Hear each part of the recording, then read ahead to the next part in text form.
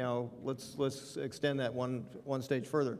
That bank, IndyMac, falling, took out a pretty good percentage of FDIC's liquidity. What, about 8% or something like that? Is that something that they'll just keep writing checks and that'll be fine? No, they'll have to get bailed out too. Okay, that's going to be bailout too. Does that have any repercussions down the road? Either there's a lot of assets that are going down. Everybody's writing down their loan pile. Everybody that owns real estate here is recalculating their net worth every month, painfully so. Are we going to have not a depression, not a recession, but are we going to have deflation? I have, for the life of me, and perhaps I'm too young of an economist, but I do not understand the deflation argument. Okay. I do not understand why, in the world of fiat currency, why you would ever have deflation. The Argentinians have proven many times that it's very easy to fight deflation. All right, you just turn on the printing press. So no, I don't think deflation is an issue. All right. Okay, and then the Japanese economy is always brought up. But the Japanese central bank has always been phenomenally tight. I mean, they do things that economists just look at what they're doing and they go, why are you doing that? Okay. There's no sense of logic to some of the policies that their central bank has pursued. Okay. Rick, you had mentioned something that probably fell through the crack, but I caught it, and it's because we've talked about it before. No, it's important. You said that there was something about a guy that was a farmer in Tuscany that had a say-so whether somebody got to modify his loan. Could you expand on that one just a little bit, or is that going to be too big a hole to go into? No, I mean, it's the scenario where you and your neighbor both have identical loans on, because we're in California, identical properties in the same development. And I guess your garage door was brown and his was tan, okay, which is the big distinction. But you both have the same loans. Yours is held by the bank. His is put into a securitized pool, packaged up as a mortgage-backed security, and now we have somebody who's taking their retirement funds for the grape growers reunion in Tuscany. Good Chianti, by the way. And that person and a half dozen other investors like him now have to approve a loan modification on your neighbor's house before the servicer can go outside those parameters. So your bank can twist itself into a pretzel and reduce the principal amount on your loan, change the interest rates, do whatever they need to do. You can stay in your house. Odds are that group of investors will say, just cut your losses and move on to the next investment. So I do think one of the things you're going to see legislatively come out of this particular cycle is very, very close scrutiny on the role of securitization, and you're nodding, so you know this better than me, but the role of securitization in these loans. Right now, a lot of homeowners are losing their homes, and I don't have any number on that, just a lot, because they don't have the same flexibility with a securitized loan as somebody whose loan is held by the bank. That's why that behavioral shift to buy and distribute is so problematic from a legislative standpoint. Okay. Now part of HR 3221 is also saying that if there's a second, then that doesn't apply. You have to wipe that out first. It's interesting, you mentioned something about the foreclosure list. Whenever I go over the foreclosure list for some of the training that we do, I check it out very carefully. It's actually 10% in our area in Riverside that is non-owner occupied. 10%, that's it. 90% owner occupied, but 70% of that 90% has a double simultaneous first and second at the time of purchase. That's how we purchase properties. And what percent of that was 100% financing? Oh, 100% of it. Well, you know, one of the things we've always seen is the market priced refis at the same level it was pricing purchase money loans. And if you look at, and this was true in the 80s, and it was true in the 90s, and it was true this time, the number of first payment defaults, you know, who's surprised? There's no you have no skin in the game, cash-wise.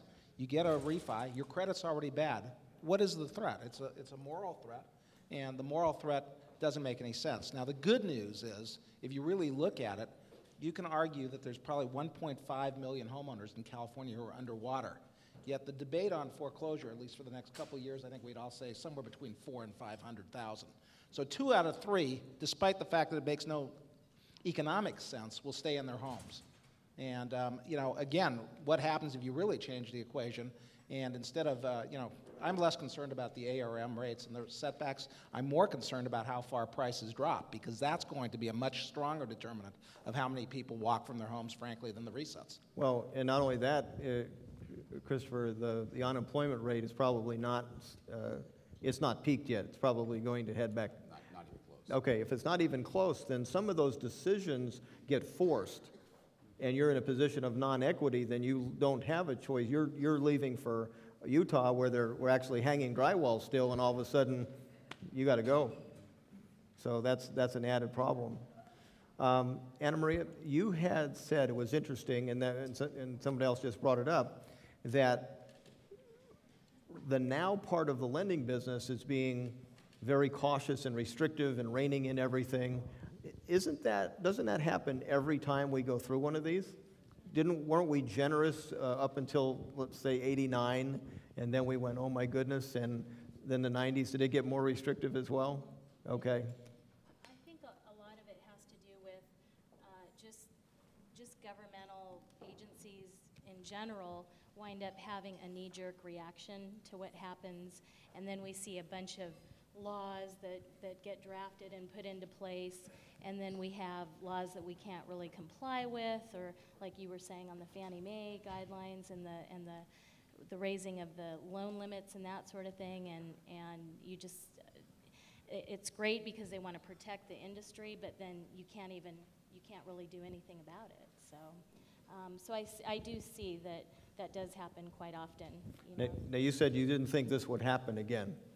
Well, I don't think to this degree. I mean, there's so many, you wouldn't believe all the laws that are trying to get passed and go into place on foreclosure prevention and loan modifications, and they're amending Regulation Z, and we have HERA now, which is HR 3221, and all the different states they're in a mad panic. I just got back from an ARMOR conference in Minnesota, where I met with about 30 state regulators, and they're in sheer panic. They don't have the staff to try to roll out a lot of these laws. What's interesting is, we're creating all these laws after we let everybody in, so now they can't refi to a safe place, so it has to be foreclosed on. And that's why it's interesting. I'm a big believer, after studying statistics, is that things are going to recycle again. We're going to get in a market that feels safe, lenders will get more aggressive, and then somebody's going to dream up the next form of securitization, and we'll play this roll out again. There's a longer run situation here that, I hear like it's not going to happen again. It is going to happen again. Maybe not here, maybe not in this market, but what are we, 8 years away from the .com debacle? And it's like Wall Street came back to us and says, no, buy this bond. No, this time really, we mean it. It's good, We bought that, and it blew up in our face. And what's the next thing they're going to sell to us? We live in a world in which real returns are falling. We have more and more saving, and for a variety of reasons, the real interest rate's falling. But we have a very, very competitive, almost more competitive than ever before, financial industry. And what that implies is, with greater competition, everybody's desperately trying to wring every little bit of returns they can out of the system, and as a result of that, they're constantly trying to funnel hidden risk into the system. And so if anybody's a long-run investor who wants to watch these markets and think about the future, you're constantly trying to see where Wall Street's slipping in the risk and trying to hide it from you. And that should be, I think, something we should all understand, that the incentives in Wall Street are bizarre. And until we, as a nation, as a society, realize that and understand you can't trust anything these guys say ever, no matter what, we're just going to keep happening again and again.